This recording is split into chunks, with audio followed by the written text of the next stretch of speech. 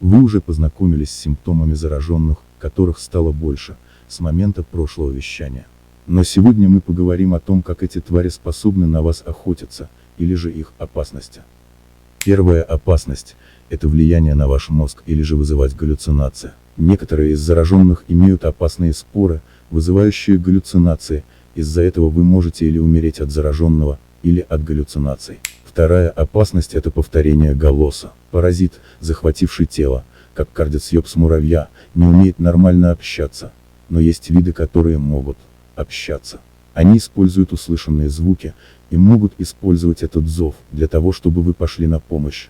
Этакие скинволкеры. Третья опасность – мимикрия внешности или доппельгангеризм. Они могут превратиться в свою жертву. Они крайне опасные. Оставайтесь дома, ведь инфекция только снаружи. Ah!